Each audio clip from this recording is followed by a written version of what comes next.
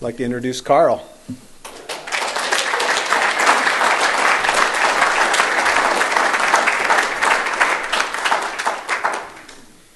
Good evening. My name's Karl. I'm an alcoholic.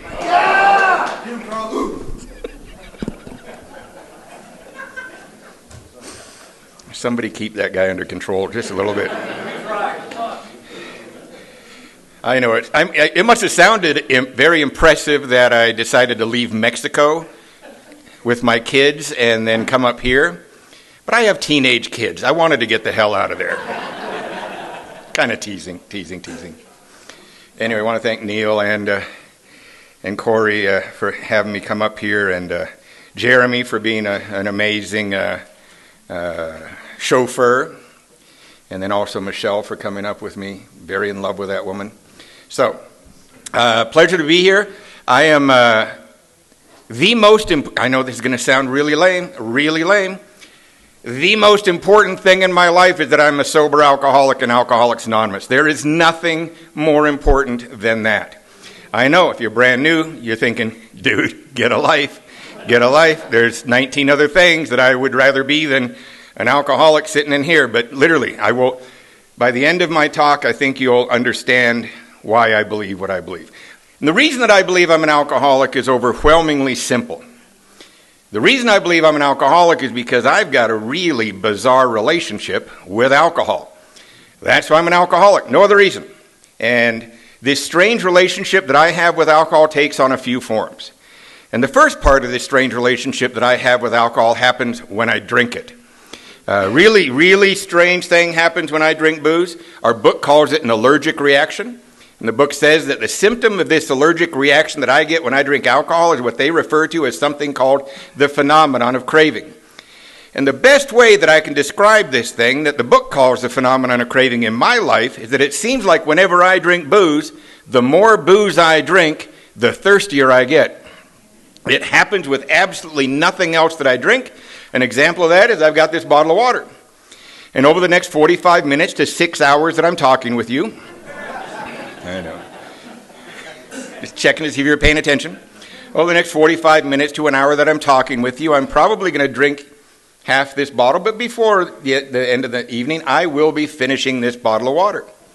But I can absolutely guarantee you that once I finish this bottle of water, I am not going to go buy a case of water and lock myself in a motel room. There is no chance that I'll be texting my new friend Gary, dude, I need another case, man. Come on, right? I know it's 3 a.m. Come on, I need another case, right? I'm going to turn the pink slip in my car over. Come on. It's not going to happen. But if that was the only thing that made me alcoholic, this bizarre, unquenchable thirst that happens once I start to drink, if that was the sum total of my relationship to alcohol, well then, Just Say No would have wiped out alcoholism. A lot of you guys are too young to remember we had this first lady that came out with this plan for us of just say no. If that would have worked, I would have, and I imagine you would have, at the first sign of trouble, we would have gone, no, and just gone on and lived a happy, successful life just saying no. But you see, I've got this other strange part of my relationship with alcohol. And what's really strange about this component of my relationship with alcohol is that this happens when I'm not drinking. Our book calls this the mental obsession.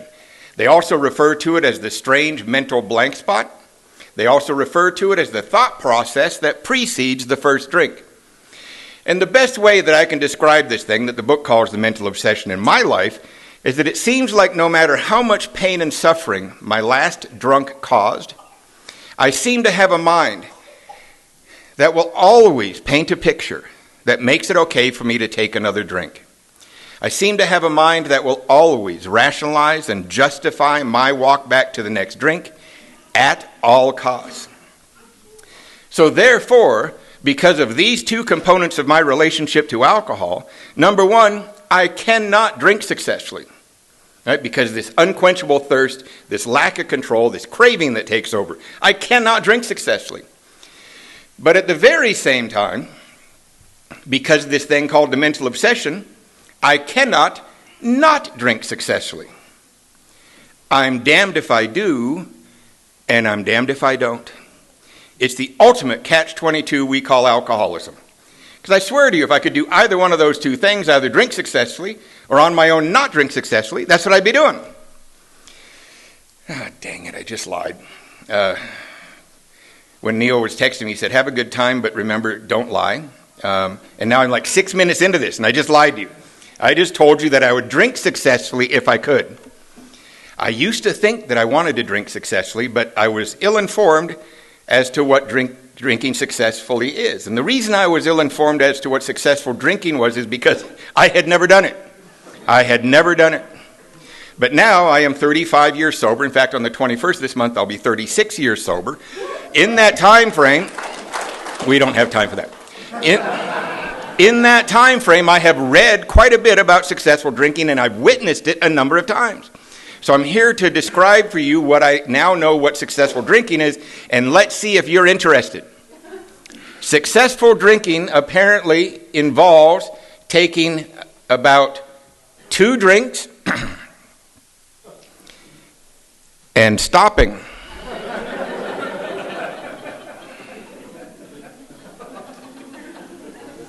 I hear the nervous laughter, right? Makes me nervous too, just think 2 drinks and... Right? I would rather all of you stand up and scream obscenities at me for the next hour rather than for me to be caught in a situation where I have 2 drinks in me and I can't get any more. That is a nightmare. Absolute nightmare.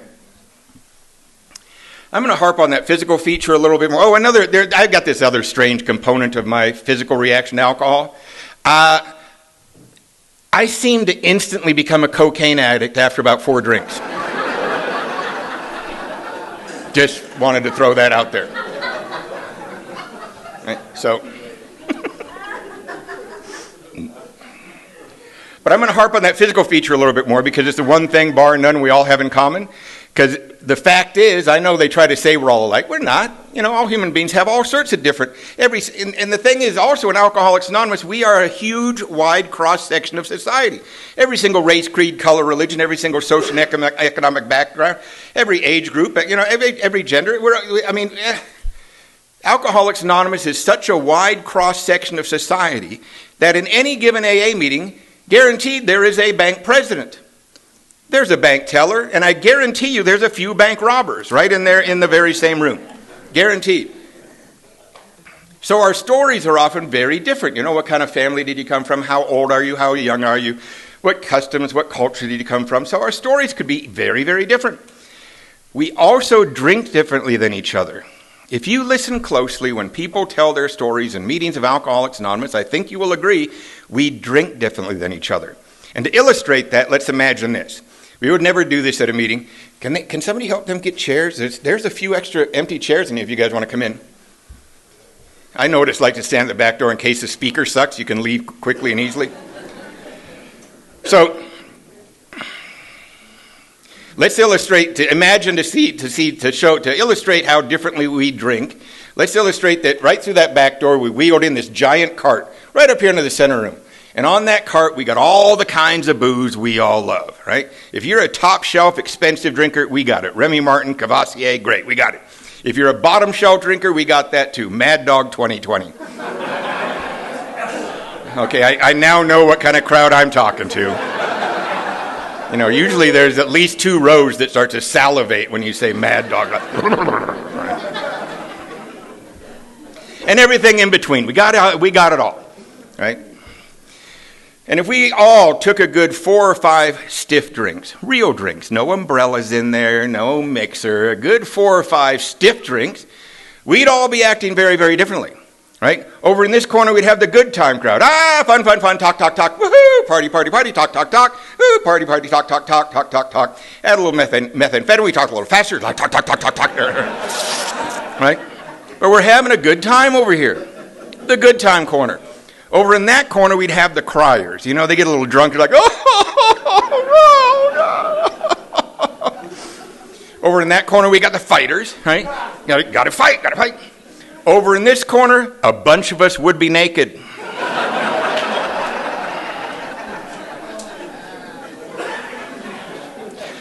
I personally would be visiting the other 3 corners trying to find a couple of friends to come over here with me. just the way I get. So our stories are different based upon which corner we're drinking in. In the good time corner, they get a lot of DUIs, right? Got to get to the next bar. It's always at the next bar, right? After hours, whose house are we going to? Let's go. We're out on the road. We get arrested, right? If you're in the crying corner, you don't get arrested. You don't even leave the damn house. Worst thing they do, they call you at 3 a.m. Right? So our stories are very different based upon which corner we're in. But no matter which corner we are in, there's one thing we'd all be doing. We'd all be back at that cart for another drink. That was really important for me to understand when I was new in Alcoholics Anonymous, when they said, look for the similarities rather than the differences. Because if I'm listening to how old you are, where'd you grow up, what kind of family you came from, what's your education level, all that stuff, I don't know, am I going to identify? Maybe, maybe not. But if I listen to what happens to you when you drink, and then almost more importantly, what happens to you when on your own you try not to drink? I'm you, you're me, doesn't matter. The other stuff doesn't matter. So I set this relationship up that I just described to you right from the get-go when I first started drinking. I started drinking very late compared to most people in AA. I was 11. It's very late these days. And I was born in Helena, Montana. 4 years old, my father took us to the island of Borneo, came back when I was 9 to Seattle. I wind up with a drink in my hand at 11. And that was a summer going into 7th grade, and a typical morning in 7th grade would be I'd show up early for school, not for study hall or anything, but to meet my new friends at the very edge of the school property, Loser's Corner. Every school's got a Loser's Corner. It's about 10 feet off of the school property. We'd hang out there early in the morning. We'd smoke cigarettes. We'd also have what I like to call the playground cocktail. That is a jar full of whatever you could rip off out of the parents' liquor cabinet the night before. And that jar is pretty scary because none of us 11, 12-year-olds have been to bartending school yet. Right? And plus, when you're ripping off the parents' liquor cabinet, you're just grabbing whatever you can, right? Right? So at any given morning, that jar might have equal amounts of whiskey, vodka, cream de menthe, vermouth, all in that jar. Right? And we're handing that jar around at 7 in the morning, trying to hammer it down. Of course, it was the early 70s, so we're smoking that commercial pot. Anybody remember that stuff? Commercial pot, seeds and stems and the whole bit? Yeah.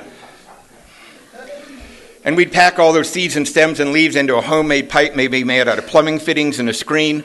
Or if we were really desperate that morning, it would be a toilet paper roll with aluminum foil and pinholes in it. By the time I'm 14 there in Seattle, I'm the neighborhood drunk and I'm the neighborhood pot dealer. I forgot to mention, but my father was the neighborhood Lutheran minister. By the time I'm 14, my hair is down onto my shoulders and in front of my very bloodshot eyes, and my vocabulary at 14 was, whoa.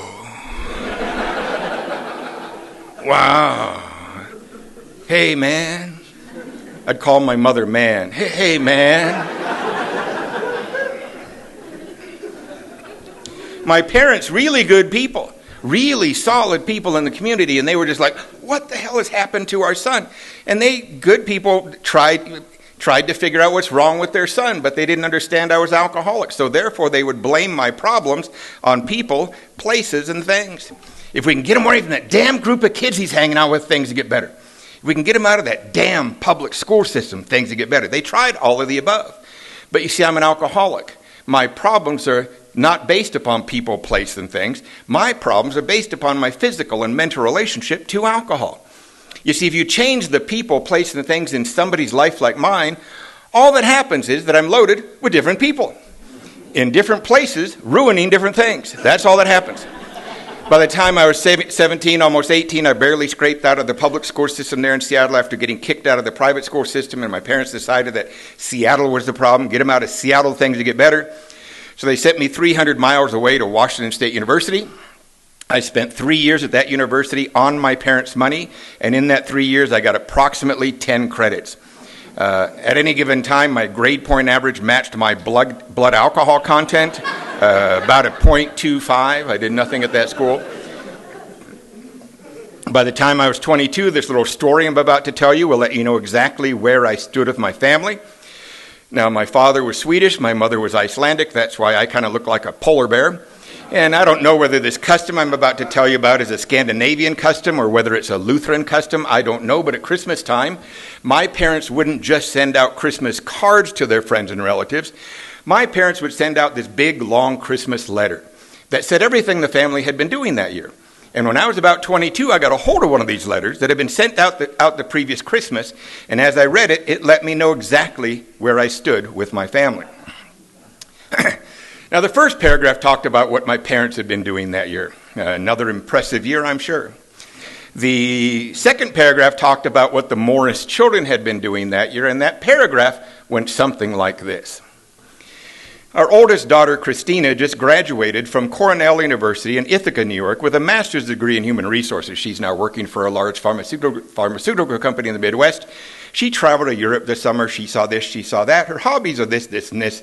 She's a very happy young woman. We are very proud of her. Our oldest son, Eric, just graduated from Western Washington State University with a degree in marketing. He's now working for a large advertising firm here in downtown Seattle. He loves to golf. He loves to travel. He's engaged to be married to this wonderful woman named Mary Lou, who works for a very small company here in Seattle named Microsoft. It was small at one time. And they love to golf together. They love to travel together. He's a very happy young man. We are very proud of him. Our youngest son, Karl, just turned 22.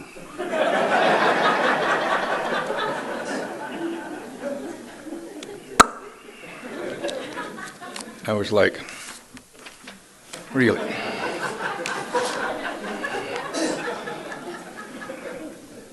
My parents had a tendency to tell the truth, so they were being kind by not, if they would have told the truth about what they knew about my life that year,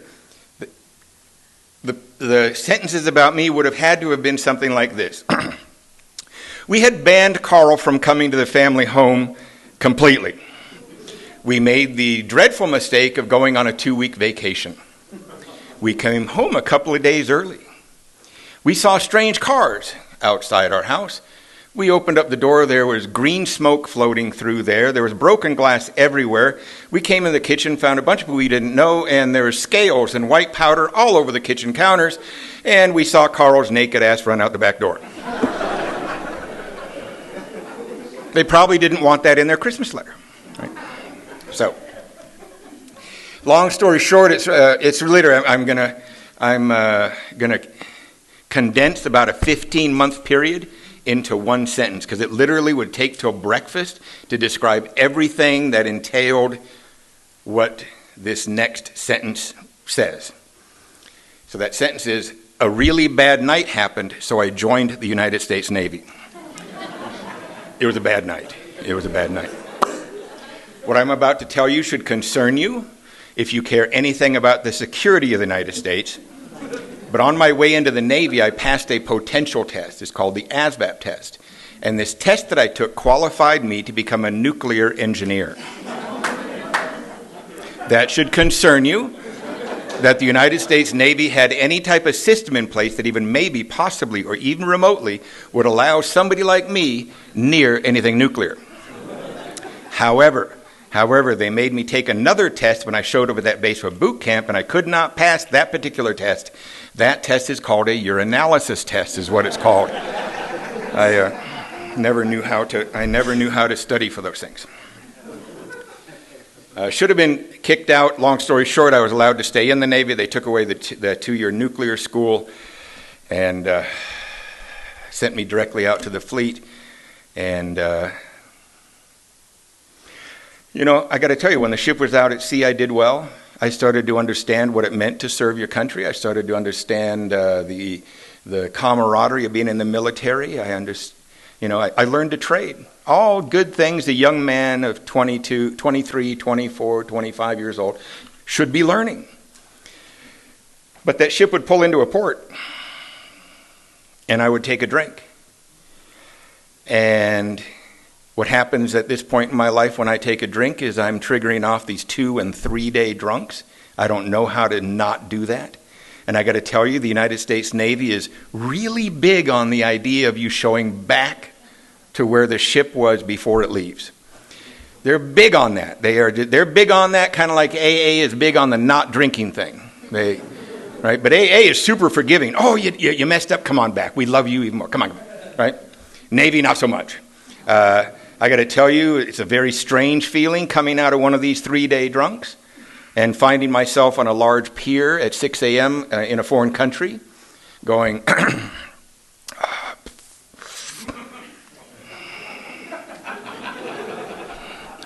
there was a destroyer here the other day.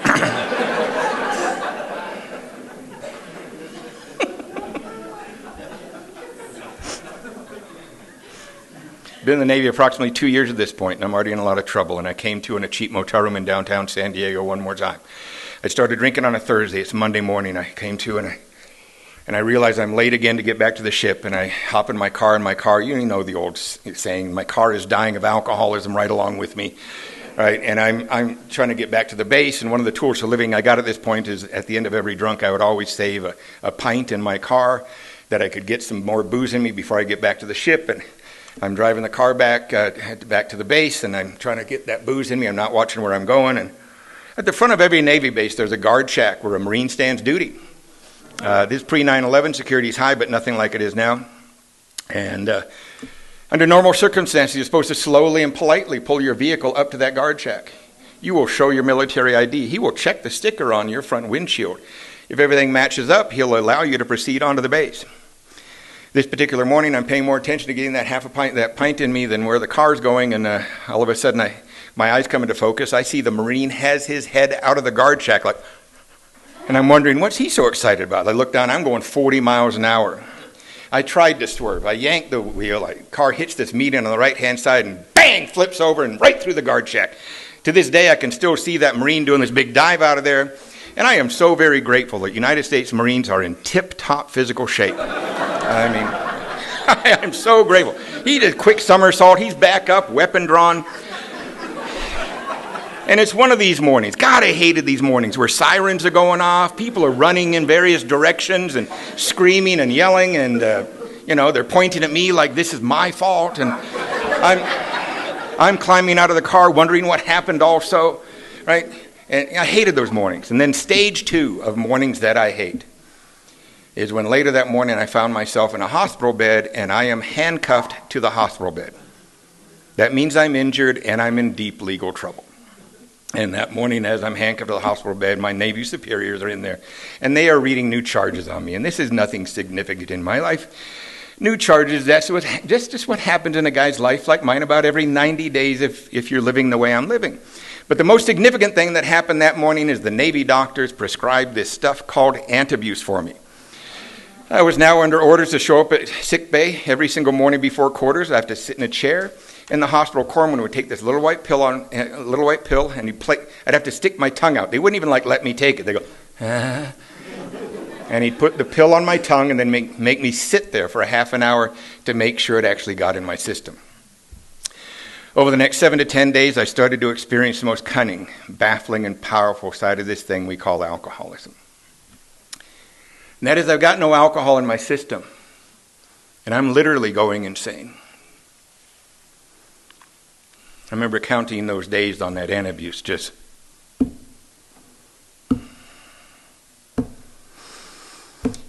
it's been 4 days. I'm on antabuse. Now it's been 6 days and I'm on antabuse. Now it's been 8 days. 6 hours and 15 minutes, and I'm on antabuse. And I started to look around that ship. The other men, they're talking behind my back. All 300 of them. Have you ever felt that way in AA? The only difference is that in AA, we are talking behind your back.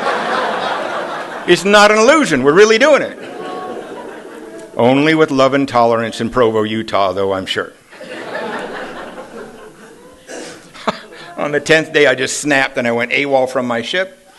And I locked myself in a little motel room in downtown San Diego, Plaza Hotel. It's on 4th and Broadway. This would have been May of 1986. The Plaza Hotel in 1986 cost $13 a night. I checked about a year before COVID, and they'd done some remodeling. It was $19 a night. It's a fine establishment. You should check the Yelp reviews. Locked myself in that little room, and I had a bottle of vodka and a shot glass. And I remember sitting on the edge of the bed, staring at the bottle of vodka and the shot glass on this rickety little end table. And as I stared at the bottle of vodka, I remembered that the Navy doctors had given me a very stern warning about drinking on top of Antabuse when they had prescribed it for me. They had told me, son, you need to understand that if you drink on top of this Antabuse, you will get one of two reactions. One reaction is you will get violently ill. The other reaction, son, and you need to understand this, you might die. And I remember staring at the bottle of vodka thinking, well, wonder which reaction I'm going to get. And I took one shot, and nothing happened. Authority had lied to me again as far as I was concerned. I waited about 2 minutes just to make sure, and I took another shot. All of a sudden, I felt tingly in the face, so I looked in this cracked little mirror that was in this hotel room, and I was bright red, blotchy and purple in places. Took another shot. All of a sudden, I could feel my heart going boom, boom, boom. Looked at my shirt. I was drenched in sweat, and then all of a sudden, I was like, hyperventilating. We're doing all right so far. I got to tell you, you guys are really sick if you think this is funny. There's something wrong with you. Really. And I took another shot, and up it came. My second sponsor was a man named Eddie Cochran. Sobriety date, December 2nd, 1951. One of the pioneers of Southern California Alcoholics Anonymous. Brilliant man. He used to call the next thing that happened to me projectile regurgitation. This is the new level of puking I am unfamiliar with. Because we all know normal puking. It's literally one of the tools for living. We get out there. We all know how to be, right? We all know how to be out there in the middle of a good drunk, and we get that little warning, right? Little sour taste in the throat, and we kind of go, and then we're just right back at it, right? I mean, only the lightweights think that puking is the end of the night, for God's sake. My God. But here on the Antabuse, it was something different. It was like, kind of like a Linda Blair spray across the room. Thank God the Plaza Hotel is the type of hotel room where the toilet is in the same room with the bed. It's a design feature, I believe. Maybe to make convicts feel more at home upon release. I'm not really sure.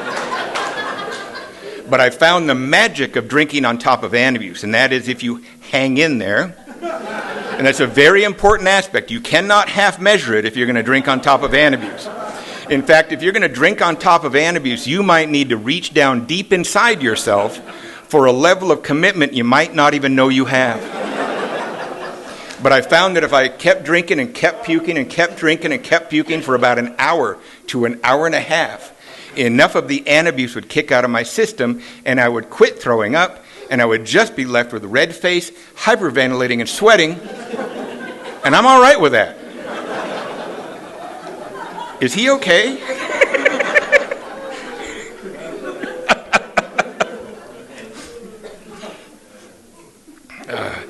So I drank on top of Antabuse the last 7 months of my drinking. The only words to describe this are desperation drinking. My second to my last drunk, I was left for dead in a motel parking lot in National City in a pool of blood. It came to, and I'm on an operating table. I got to tell you, you know how we come to and we're looking, we start looking around, kind of, do we know where we're at? And also, really, the information is, did we have a good time last night? Right? When you come to and you're on an operating table, that usually indicates a bad night. You know, I got to tell you, I got a little frustrated when I got to AA and people were describing coming out of blackouts. I don't hear it very much anymore, but in the late 80s, early 90s, I heard it a lot. people would say, I'm just so grateful to be sober because I now wake up instead of coming to. It was just so horrible out there. I'd come to and I'd look next to me and as if they were always the good-looking one. There's always two sides to every story, right? And I've been on the wrong end of that where she's running out going, right? And I'm going, if I knew what self-esteem was, it just would have hurt it right there. My last night of drinking, I'm being let out of the San Diego jail. I'm being transferred from the civilian authorities back to the military authorities. Handcuffs are extra tight. My neck muscles are not working well. I'm being led around by other people. You know those mornings. And they tried to, at the end of long, discussions with them, this office, that office, they finally tried to bring me back to my ship. And that morning, the officer deck put his arm up and said, "Wrong answer. Orders have already been processed on this loser last night. The orders are 90 days in the brig, bad conduct discharge." Or, then he got this sort of disgusted look on his face. Or, these orders, for some reason, say he qualifies for treatment. And I remember he said treatment. I went, Now, it's not because I thought whatever this treatment thing was a good idea. I didn't even really know what treatment was. I'd heard of it. I'd heard of AA. But I didn't, this is how I would have heard of treatment or AA. I'm in a bar, I'm in a crack house, right? Somebody says, "Where's Joe?" "Well, Joe got busted, man. He went to treatment." I never said, maybe I should have a couple of follow-up questions to that. Maybe see what Joe's up to. No, you just kind of go, "Oh, man." Right? I had no idea what it really was. But the reason it piqued my interest was because that treatment thing sounded like this might be able to help me with the inevitable charges that were once again coming my way. Because I had learned by 25 years old, there's a couple of things I'd learned, and one of them was if the handcuffs are on, it means court dates are coming. Right? Those two were always connected. Right? But I now know that it wouldn't have mattered what I was thinking or feeling that morning because I was in handcuffs. And I don't know about your experience in handcuffs, but my experience was always the same. Whoever had me in handcuffs, never once did they ever turn to me and say, "So what's your opinion on what happens next?" Right? When you're in handcuffs, you go where they say. And they took me up to this military treatment center, and when the doors were locked behind me, that's when they took the handcuffs off me. And I got to tell you, that's a very big symbol in my life. And I remember one of the guys saying, "Do not take those handcuffs off him until the doors are locked." And I remember that was just etched in my brain. And I now know why. That's who I had become. The society in which I was living in and supposed to be contributing to, the country I was supposed to be serving, was only willing to take the handcuffs off me when the doors were locked behind me. That's a perfect description of who Karl Morris is without Alcoholics Anonymous. So now I'm supposed to do the 2 weeks in this military treatment center. In the first couple of days of the treatment center, they're trying to figure out who a lot of us are, because none of us had orders for a change of duty station to treatment. We all sort of randomly show up there. So they would bring us into offices and ask us what base are we from, who's our commanding officer, try to get our file sent over. They were doing medical checkups on us to try to figure out what level of damage, what level of detox we need, I guess. And they had us in this group therapy session for hours. And in the first couple of days while they're doing that, we'd be in this group therapy session, and I think in looking back, I think this guy was really new at his job, and he was trying hard, man. He was trying so hard. He had the chalkboard out and the progression of alcoholism, and he's trying to get us to talk, and none of us are talking. We are like arms folded down the ground. We ain't saying a word, and he's trying to get us to talk, and nobody's talking. And somewhere around the third day, this guy named Paco raises his hand and says, "I'd like to say something." And the facilitator, finally somebody, "Yes, Paco, what would you like to say?" And he goes, "I want you guys to know that Well, I've been told that I'm supposed to be rigorously honest if I'm going to do this staying sober thing. And so I want you to know that Paco's not my real name. Paco's just a name I've always used since I was a young teenager, when things looked like trouble. And the other day when I got here, this looked like trouble. And but I now realize I want to be honest and sober, and I want you to know my real name's Randy. Will you guys call me Randy from now on? And all of us kind of go, oh, okay, Randy, nice to meet you. But this assistant facilitator got really excited. Oh my God, this is the first breakthrough of any honesty of any of you SOBs. Later that afternoon, we were all gathered up and Randy was paraded right in front of us. And they called up Randy and they slapped this gold name tag on him that said Randy. And then we were all informed that whenever staff was not around, Randy's in charge. And Randy stuck his chest out and he loved his new job. And we all hated Randy. Randy's job is in the middle of the night, if you're like sneaking out into the bathroom to smoke a cigarette outside the top window, you're busted. Right? If you're out of the candy machine when you're not supposed to, you're busted. Your bed's not made right, Randy turns you in. On the seventh day in his place, they took us all to our first meeting of Alcoholics Anonymous. At least it was my first meeting of Alcoholics Anonymous. I got to tell you, the most important thing that happened to me while in that treatment center was they introduced me to you guys. It's as good of a treatment center as can be, the Navy had back in the 80s and 90s. But the main thing that happened is 4 to 5 nights a week, we would be exposed to you guys. And on the seventh day, they took us all to our first meeting of Alcoholics Anonymous. 6 or 7 of us were put into each, about 5 vans pulled up. 6 or 7 of us put into each van, and van went out to the meeting of Alcoholics Anonymous, and we sat in the back row. And you guys started your meeting. And I got to tell you, there's some things that happened that blew me away. Throughout my life before this point, there were times when alcohol had been taken away from me for short periods of time. Right, teenager, a friend of mine had overdosed, so the parents really get serious and zoom in, and you got to lay low, right? Flunking out of college, parents intervene again, right? Got to lay low. And during these, there was also this bomb that went off in one of the dorms, and I was semi-involved in that. Not really. I was involved with a girl that was involved in that. But anyway, right? So you got to lay in low, right? And then they'd always send me to well-meaning, highly educated people, some sort of counselor, therapist, psychologist, psychiatrist. And those well-meaning, highly educated people always wanted to talk to me about me. They all had their own version of, why do you do this? What's the matter with you? I remember, here's the best example of it. I had a weekly appointment with a Navy psychiatrist and a Navy chaplain at this point. And a few months before I was thrown into the treatment center, I went to my appointment with the Navy psychiatrist. And he's sitting there with a bunch of paperwork in front of him.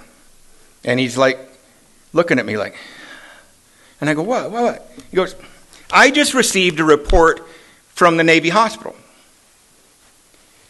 This nurse said they had you in there and they had been intravenously feeding you for a day and a half. You still had the gray charcoal on the side of your mouth from where they pumped your stomach. She said you got up off the bed, unhooked everything, and walked out. She decided to just follow you. And she watched you just go right off the base, straight to a liquor store, buy a bottle, walk to the side of the building, and pull it back. What's the matter with you? Why would you do that? Now, if I would have had the vocabulary that I have now, I would have responded to this gentleman like this. I would have said, I see that you're shocked by my behavior.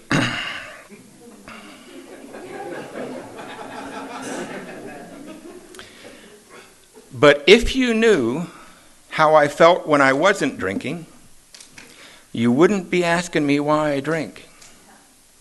There's only one thing worse than the price I'm paying for my drinking, and that's the way that I feel when I'm not drinking. And I didn't know how to verbalize that, but that's the way I'd been feeling since I'd been a young teenager. And so I also, each time I was put in one of these appointments with these psychiatrists or psychologists or this chaplain, I always knew, hey, you know, if I get up and walk out of this room, this appointment's over, isn't it? It's all over. If I get up and I walk out, it's over. Now I'm sitting in the back of the AA meeting. Fundamentally different experience. You guys didn't want to talk to me about me. Not at all. You only wanted to talk about yourselves. You would go on and on and on about yourself, like I'm doing tonight. Right? But there was something in the way that you told your stories that created this feeling inside of me of, oh my God, they know. They know. Oh my God, they know. But if you would have nudged me and said, hey kid, what is it that you know that, what is it that you that they know that you think you know? I would have said, I don't know.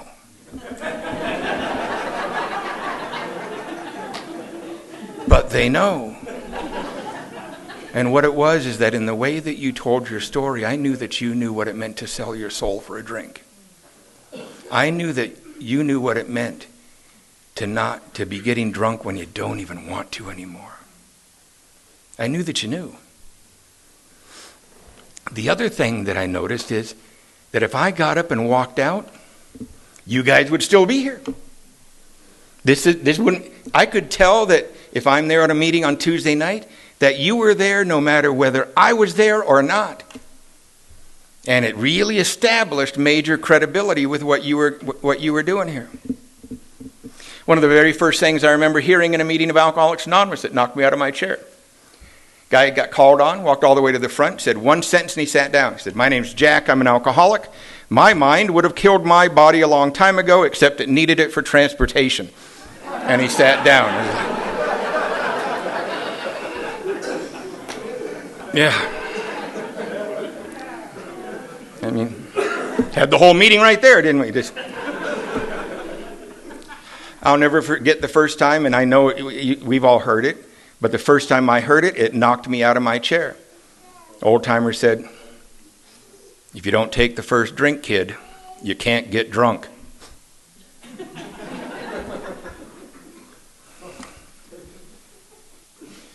If I don't take the first drink, I can't get drunk.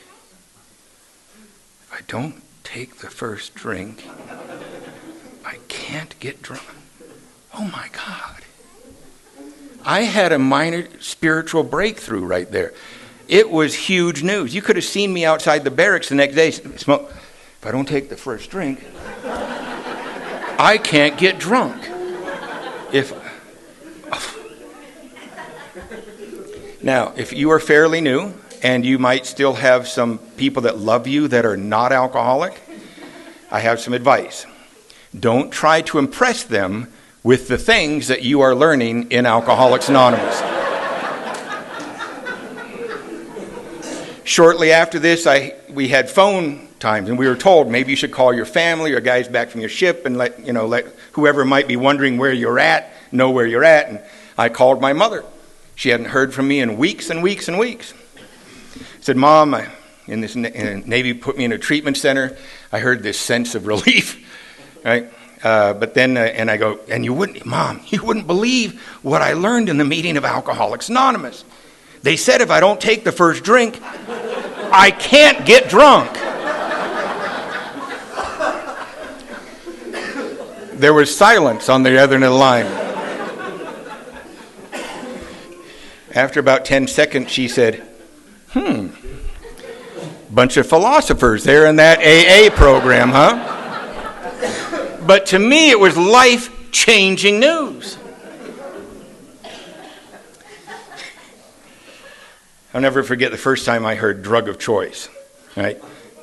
Somebody came up, well, my drug of choice is.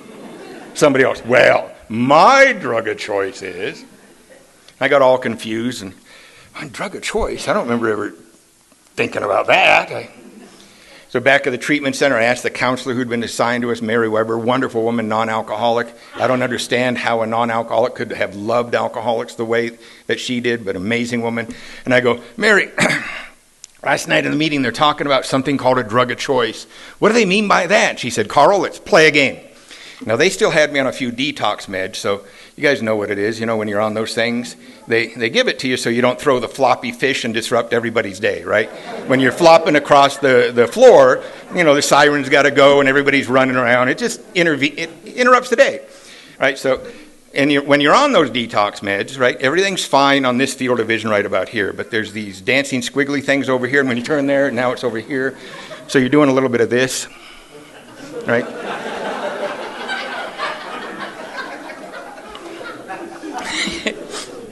And so I go, Mary, what does drug of choice mean? She goes, let's play a game. And I go, okay. And she goes, imagine this. Imagine I walk into this room, Karl, and I've got a tray. And on that tray, I've got a bottle of Jack Daniels, I've got an ounce of cocaine, and an ounce of Thai stick. For you young guys, Thai stick is like the best stuff you can get at the dispensary, right? An ounce of Thai stick. Which one would you take? I started to drool immediately. I take them all. And she started to snap her fingers. Settle down, Karl. Settle down.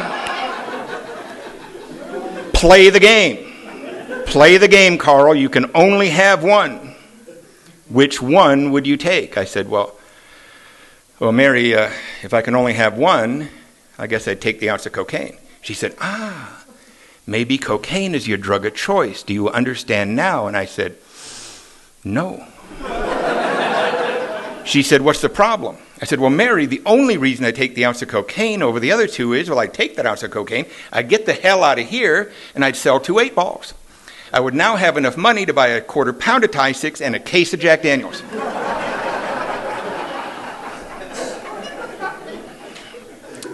So I didn't, you know how when you're new you learn things, but you don't even know you learned it on that day until later when you go, oh yeah, that's when I learned that. That's when I learned one of the most important things about Alcoholics Anonymous, and that's sobriety dates. There's only one sobriety date. Do I need to say that again? There's only one sobriety date. And you ever run across somebody, hey, what's your sobriety date? Oh, well, you know, my drinking sobriety date is June 3rd, and my methamphetamine date is, I blew that the other day. I was in Walmart all night long. But I didn't drink. Funniest thing I ever heard about sobriety dates, they saw this guy, hey, good to see you, how long do you got? And he goes, well, I had 90 days, but I drank last night, so now I have 89 days.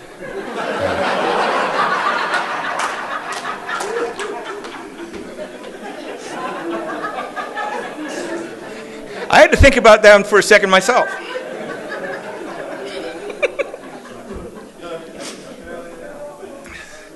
So anyway, they're going to let us out on a Friday. On the Wednesday before the Friday that they let us out, they gathered us all up. There's 35 of us that were in that unit.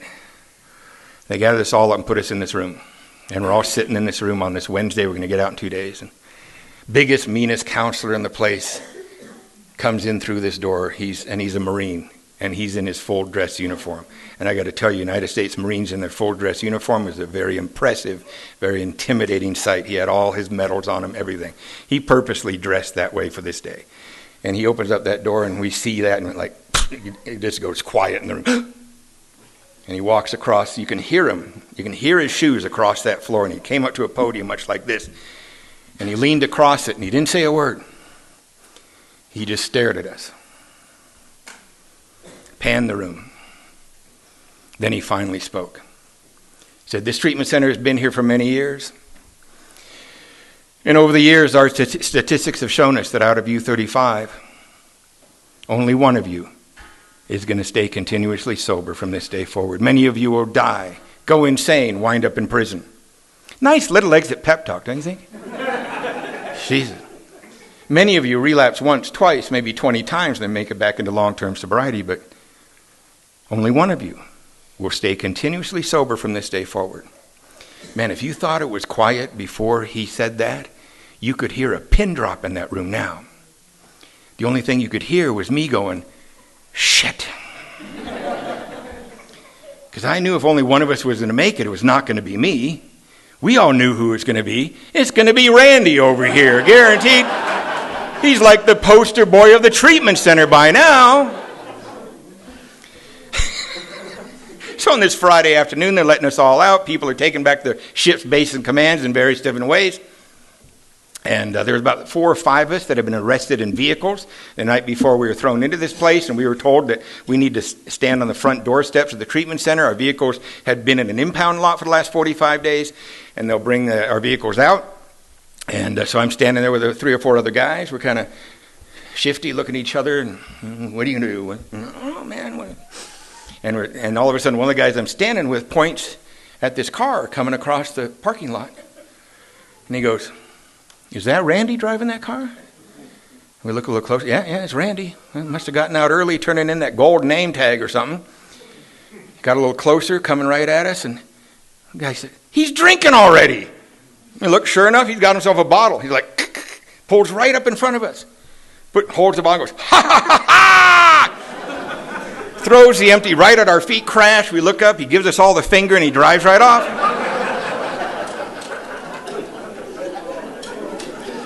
I guess his name was Paco again. I don't know.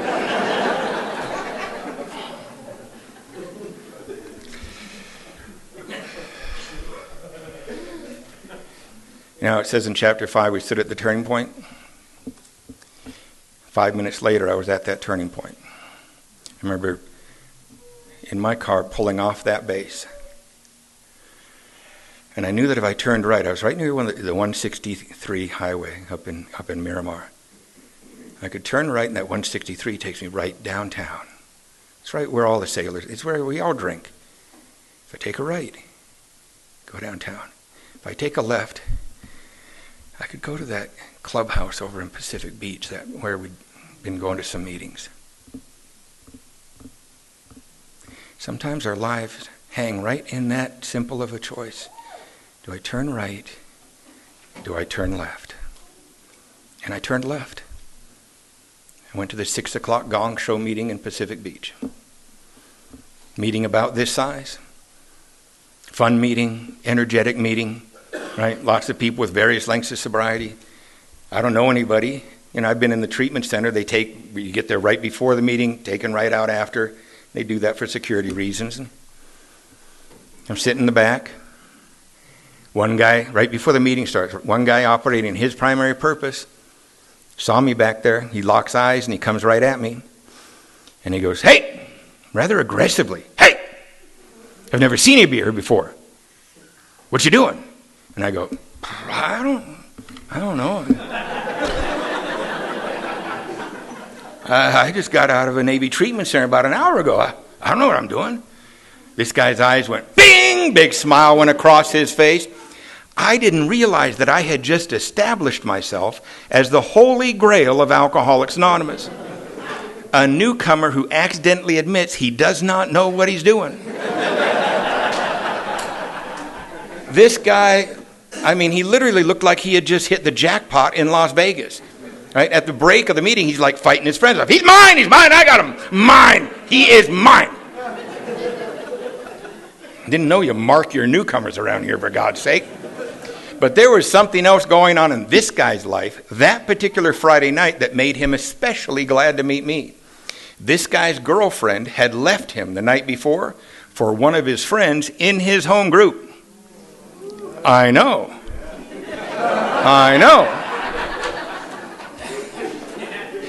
So he was wondering what he was going to do with his weekend, homicide, suicide, get loaded or grab this newcomer. He's like all over me all weekend. We went to like 18 meetings of Alcoholics Anonymous.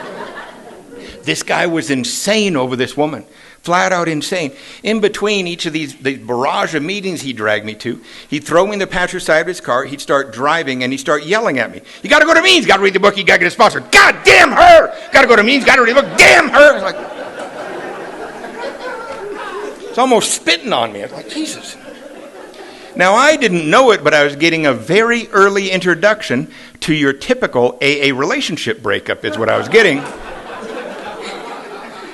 But I'm so very glad that that guy, that night, in his pain, was the guy in Alcoholics Anonymous who had done the work of Alcoholics Anonymous, who had taken the steps of Alcoholics Anonymous, and therefore he understood that the solution to his pain was out of self, out of self, out of self.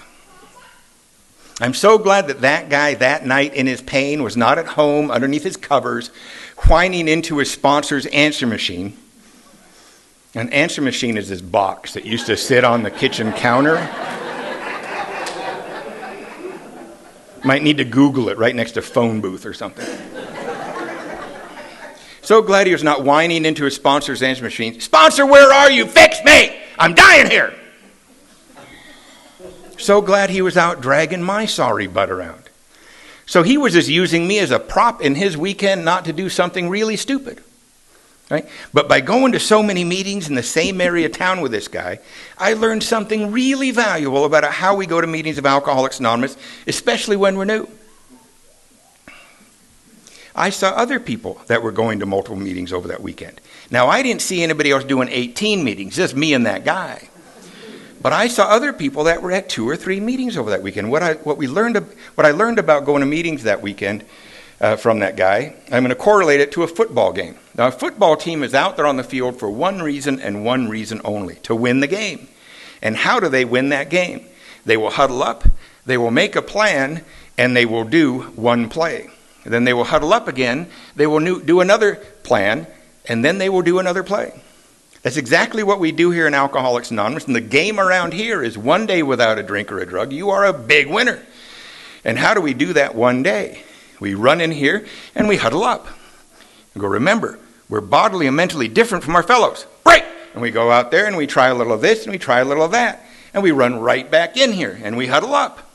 And we go, remember, we're bodily and mentally different from our fellows. And just before we break, a guy in the corner goes, wait, hang on. I've been here for 6 months. I'm sober, but I'm broke and I'm bored. An old timer will get up and say, get a job, son. Break! And we go out there and we try a little of this and we try a little of that.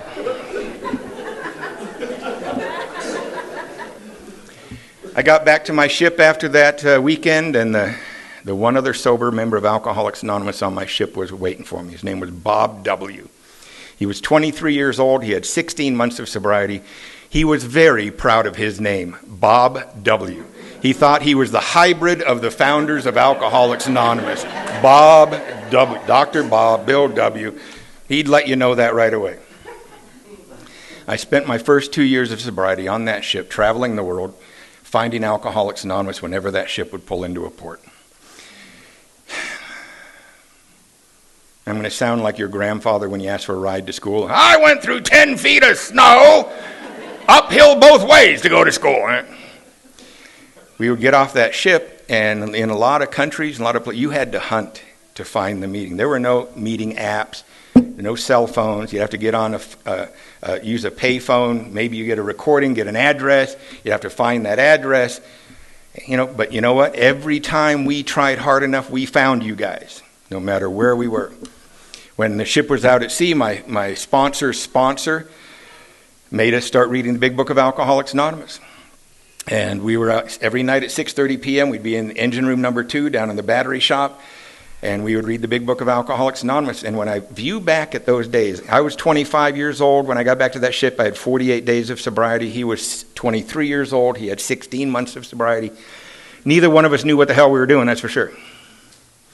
But we both had a willingness for sobriety, and we had a Big Book of Alcoholics Anonymous, and we could find the fellowship when we could. That's enough. God works with whatever you got. And when I look back at those 2 young guys in the bottom of that ship in the middle of the Pacific Ocean, reading the Big Book, not even knowing it, the blind leading the blind, it's like Alcoholics Anonymous in its purest form. Because we both had what's supposed to happen. We both had a fundamental rearrangement of our attitudes and ideas towards life. That's what happened over those 2 years. Fundamental change.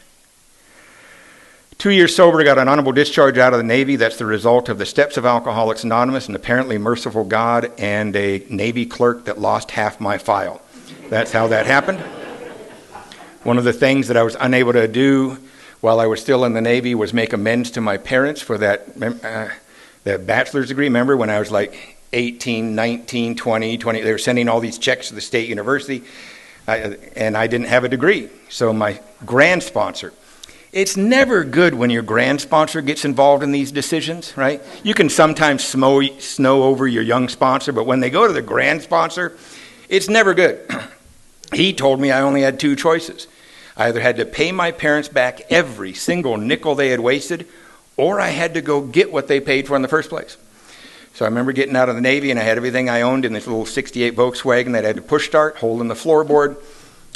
Couldn't get another car. That's what I had left after the guard shack incident, right?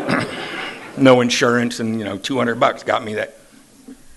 And I'm still 2 years sober. I'm still push starting that thing. Everything I own, I'm puttering on up to LA to find this university to go to that I chose in this little town, right outside this little town called Covina. And I remember started thinking I'm puttering along in this crappy car on the LA freeways. Nice cars are blazing by. They might honk at me, and I kept hearing, "Loser! Loser!" And I'm like, "I'm 2 years sober." And I started thinking, I really need to get a life. I've heard people talk about having a life in AA, and I need one of those. Started thinking, I'm going to have to go to school. I'm going to have to be working. I'm going to get busy here. I'm way behind. I got to get a life. And I was about ready to make a fatal decision that I'm not going to have much time to go to meetings. I need to chase a life. But I thought I would find out where the local Alano Club or meeting hall was in this little town called Covina, so I could go to a meeting if I needed one. That's that is fatal for an alcoholic, if I needed one.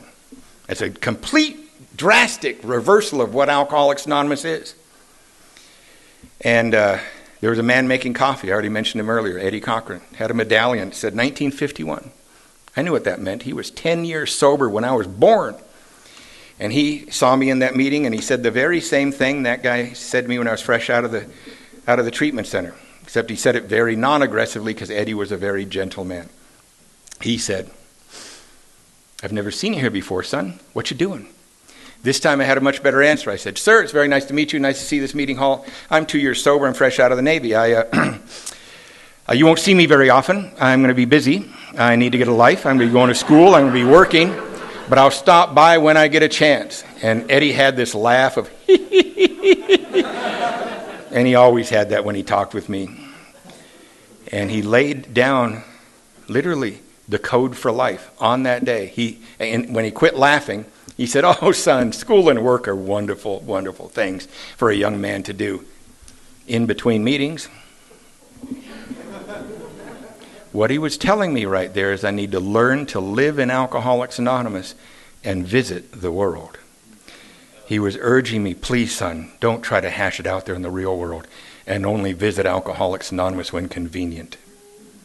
I've had a lot of friends do that over the last 3.5 decades. They're dead. First thing he told me to do was put new guys in my car. I thought, I've got a hole in the floorboard. I got to push start the thing. All right, he's 10 years sober when I was born. I'll do it. And I put new guys in my car. He said my life would get better. I didn't see how. But the very first night that I did that, I realized my life got better. The new guys could push start my car. He didn't say how much better. He just said better. I got to tell you, I'm going to end here real quick. I have found a life here in Alcoholics Anonymous that I did not even know was available. Like I said, I left some teenage kids down in Mexico, but their mother was there too. I still travel with my ex-wife. We've been divorced 14 years, but Alcoholics Anonymous had told us early on, you guys have kids together. You need to figure this out and how you're going to be good co-parents. And we figured out how to be decent to each other, decent enough that we still actually a few times a year go and travel, separate rooms and stuff. It costs extra money, but you know what? It's worth it for the kids, and they can feel like they're still connected to both kids, and they can see us getting along. And life, literally, it centers around Alcoholics Anonymous. That's why, because I'm asked to do something like this, I will leave Mexico. I will stop in LA for one night and head on, go from 73 degrees to 30 degrees. That's what you do for Alcoholics Anonymous, right? I'm kind of teasing, but it really is. It really is. And so if you're new, first thing I'm going to say, if you're new, the absolute best thing you could possibly happen to you if you leave here, the absolute best thing that could happen if you leave Alcoholics Anonymous is that you make it back. So why leave? If the best thing that can possibly happen is that you make it back, why leave? The other thing is, the formula for getting into the middle of Alcoholics Anonymous is where we all have to be, is that you have a home group, you got a sponsor, you have commitments at your home group, and you are working steps. And then here's the golden part that a lot of people miss. Gotta learn to work with others in one way or another. Doesn't mean you have to be, Mr. Step Nazi. Doesn't mean you have to become the most brilliant on the book. You just got to figure out how to design your life to be able to be of service to others.